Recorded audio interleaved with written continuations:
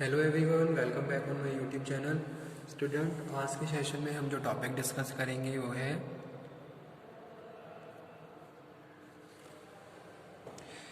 Procedure for registration of factories. तो यानी कि फैक्ट्रीज एक्ट 1948 का एक टॉपिक जो कि हम डिस्कस कर रहे हैं। इस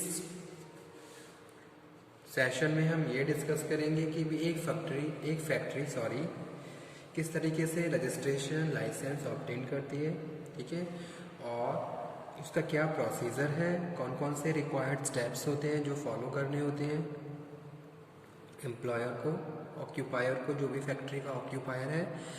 एम्प्लॉयर, ऑक्यूपायर, इस तरीके की डेफिनेशन हम ऑलरेडी डिस्कस कर चुके हैं फैक्ट्रीज एक्ट 1948 जो हमने पहले डिस्कस किया था, ठीक है। तो अगर किसी भी स्टूडेंट को समझ में नहीं आए तो दोबारा से पूछ सकता है। तो हम let's begin. Procedure for registration of factories. Okay, the state government is empowered to make rules for the purpose of approvals. ठीक है, कोई भी फैक्ट्री अगर हम एस्टेब्लिश करने जा रहे हैं, सबसे पहले हमें क्या करना है, गवर्नमेंट से परमिशन लेनी है, जो भी अप्रोप्रिएट गवर्नमेंट है according to the establishment. So we have to take the permission from the state government, appropriate government, and empowered to make rule for the purpose of approval, licensing and registration of the factories. Okay, the occupier of a factory may be required under the frame various provisions of the section 6. तो कौन कौन से provisions हैं, section याद रखिए। Section 6 define करता है procedure and obtaining the licence and registration of the factories. Okay, so following steps are required for the registration of factories. First one क्या है, obtaining permission. Obtaining permission, to obtain permission, previous permission in writing of the state government of the factory chief inspector for the site and which factory is to be situated. ठीक है, तो सबसे पहले you have to take a permission from the factory chief inspector. Factory chief inspector कौन है, एक higher authority है जो गवर्नमेंट के द्वारा अपॉइंट किया गया ऑफिसर है, जो आपको परमिशन देता है कि आप कहाँ पे, किस तरीके से, कौन सी साइट पे फैक्ट्री को एस्टेब्लिश कर सकते हो और किस तरीके की फैक्ट्री और क्या वहाँ पे आप मैन्युफैक्चर कर सकते हो। तो सबसे पहले आपको क्या करना है, these types of information you have to convey, you have to report to factory chief inspector। ठीक है, सो वही चीज यहाँ पे हम डिस्कस कर रहे हैं। the site on which the factory is to be situated for the construction or extension of any factory or class or description of factories। तो डिटेल में आपको सारी इन्फॉर्मेशन क्या करनी है, अब जो फैक्ट्री चीफ इंस्पेक्टर है वहाँ तक, उन तक पहुँचानी है। तो पहला स्टेप यही है, ऑब्टेनिंग परमिशन। ठीक है, फॉर ऑब्टेनिंग परमिशन के लिए आपको ये सारे रिक्वायर्ड जितनी भी प्रैक्टिसेस हैं उनको फॉलो करना होगा। आपको साइट बतानी होगी, आपको फैक्ट्री के बारे में बताना होगा, आपको construction, extension of factory, class, पूरा डिस्क्रिप्शन फैक्ट्री का फैक्ट्री चीफ इंस्पेक्टर को बताना होगा। ठीक है, तो यही पहला स्टेप है। सेकंड स्टेप में हम बात कर रहे हैं submitted plan and specifications. Okay, तो आप क्या करेंगे, इसके बाद जो भी आपकी फैक्ट्री का प्लान है, ठीक है, वो आप क्या करोगे, प्लान सबमिट करोगे फैक्ट्री चीफ इंस्पेक्टर को। जो भी स्पेसिफाइड एरियाज हैं वो प्रॉपरली आप कन्वे करोगे फैक्ट्री चीफ इंस्पेक्टर को। तो वही सेकंड स्टेप है, सबमिटिंग प्लान एंड स्पेसिफिकेशंस। ठीक है, सो it also may be required to submit plan and specification duly certified by the competent person। किसी certified person से आपको plan बनवाना है और उसके बाद वो plan आपको submit करना है। Where an application for such permission accompanying the plan and the specification is sent to the appropriate authority by registered post, ठीक है, by register या no order is communicated to the applicant within the 3 months of from the date of the dispatch of the application, it will be presumed that the permission is granted। Okay, तो आप क्या करेंगे, एक जो standard है, एक procedure है set कर भेजने का प्लान, उसके थ्रू आपको वो प्लान अपने फैक्ट्री चीफ इंस्पेक्टर को, जो भी आपके एरिया में फैक्ट्री चीफ इंस्पेक्टर होगा, उसको सबमिट करना है। ठीक है,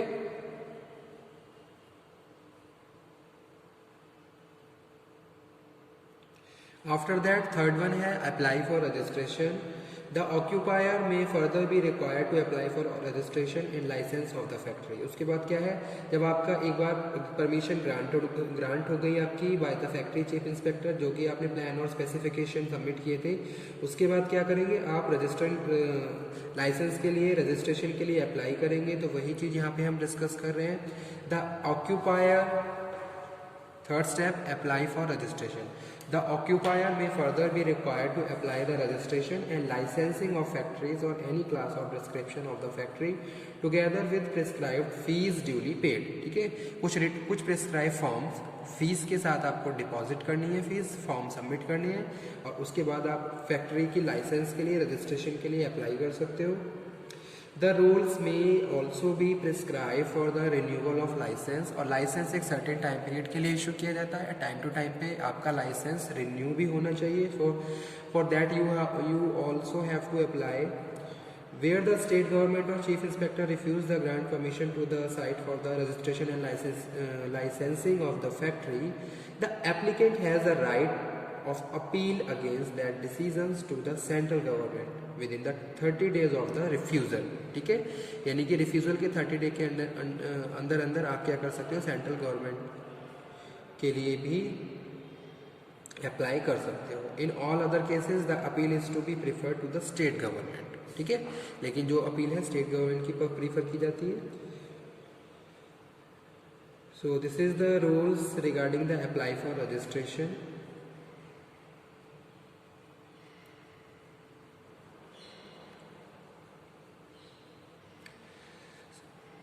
And apply for registration also include the object of making such rules is to ensure that the design of factory, building and layout of machinery are satisfactorily made and the building material are suitably used to the confirm the climatic condition of the place।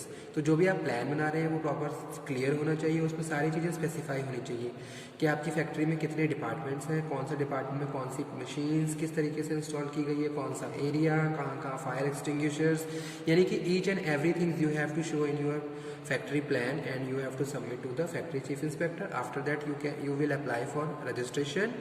After that, fourth one is serve statutory notice। The occupier is required to serve as a statutory notice at least 15 days before begin the occupy use any premises as a factory to the chief inspector।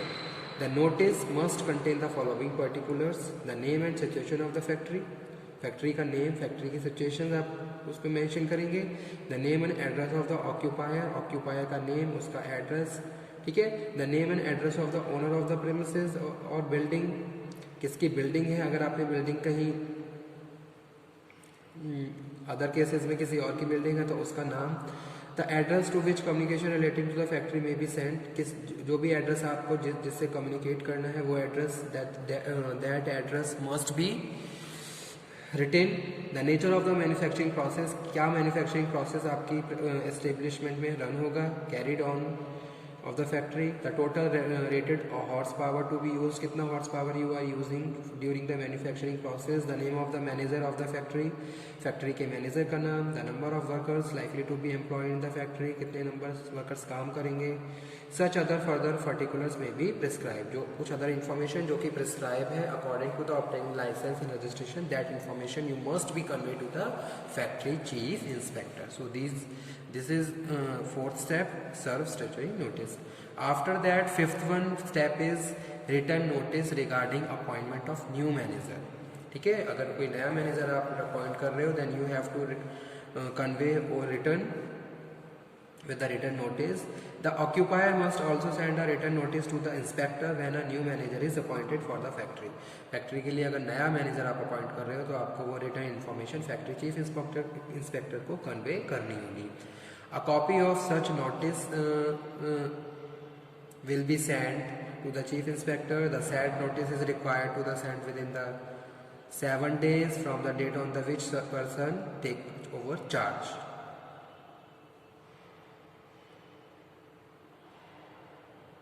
ठीक है, if there is a no manager, अगर manager नहीं है तो occupier self as a manager की तरह deal कर सकता है। ठीक है, तो ऑक्यूपायर ही मैनेजर का काम की तरह वहाँ पे ट्रीट होगा। सो वही चीज़ यहाँ पे हम कह रहे हैं। no such person is found for as a post of the manager, the occupier himself shall be deemed to be the manager of the factory.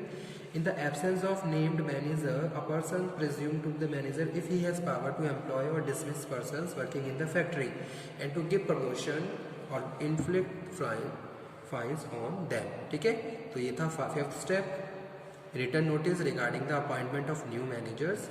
After that sixth one is declaring different departments. The occupier may make an application to state government to declare different departments of a factory as a separate factories. Similarly, an application may also be made to the state government by the occupier to treat two or more his factories as a single factory. ठीक है, तो यहाँ पे हम क्या बात कर रहे हैं, यहाँ पे हम बात कर रहे हैं डिक्लेरेशन डिफरेंट डिपार्टमेंट्स. जो ऑक्यूपायर है, occupier may make an application to state government to declare different departments of factory as a separate factory. ठीक है, अगर आप चाहते हो कि आपकी फैक्ट्री के अलग अलग डिपार्टमेंट्स हैं उनको सेपरेट फैक्ट्री डिक्लेयर किया जाए, then you have to take a permission to the state government. ठीक है, स्टेट गवर्नमेंट से आपको परमिशन लेनी पड़ेगी. सिमिलरली अगर आप चाहते हो एन एप्लीकेशन में ऑल्सो भी मेड, एक एप्लीकेशन आपको तब भी फाइल करनी पड़ती है to the state government by the occupier to treat, अगर आप 2 या 3 फैक्ट्रीज को एक सिंगल फैक्ट्री की तरह ट्रीट कर रहे हो. ठीक है, जैसे आपकी 2-3 यूनिट एक साथ चल रही हैं लेकिन वो अलग अलग प्रेमिसेस में हैं, तो उस केस में आपको if you want to treat single unit, single factory, then you have to take a permission, you have to made an application to the state government and obtaining the permission. Okay, so these are the procedure for registration and of factories. Okay, obtaining permission obtain करने के लिए आप site बताओगे, किस site पे आप अपनी factory को स्टेब्लिश कर रहे हो, क्या उसकी सिचुएशन है, construction, extension of factory, class, description of factory. उसके बाद फिर आप अपनी फैक्ट्री का प्लान, ऑर्गेनाइजेशन का जो प्लान होता है वो बनाओगे, उसको बना के फिर सबमिट करोगे फैक्ट्री चीफ इंस्पेक्टर को. आफ्टर दैट जब वो अप्रूव हो जाते हैं प्लान, तो फिर आप रजिस्ट्रेशन के लिए फाइल करते हो, अप्लाई करते हो. उसके लिए आपको प्रिस्क्राइब फॉर्म भरने होते हैं और कुछ जो प्रिस्क्राइब फ़ी है वो भी आपको डिपॉजिट करनी होती है. आफ्टर दैट आप अपनी इस फैक्ट्री के से रिलेटेड जो भी इंफॉर्मेशन है वो अपने वो जो भी प्रिस्क्राइब फॉर्म्स हैं उनमें मेंशन करोगे, जैसे कि name of the factory, name of the occupier, address, manufacturing process, कितना हॉर्स पावर आप यूज़ कर रहे हो, मैनेजर का नाम और कितने वर्कर्स काम कर रहे हैं, और other prescribe information which is required. Okay, after that fifth one क्या है, manager. Appointment of manager is also include by the factory chief inspector. जो भी एक तरीके से एक प्रोसीजर है, प्रोसीजर के थ्रू ही अपॉइंटमेंट किया जाता है मैनेजर को. तो वही चीज़ यहाँ पे the occupier must also send the written notice to the inspector.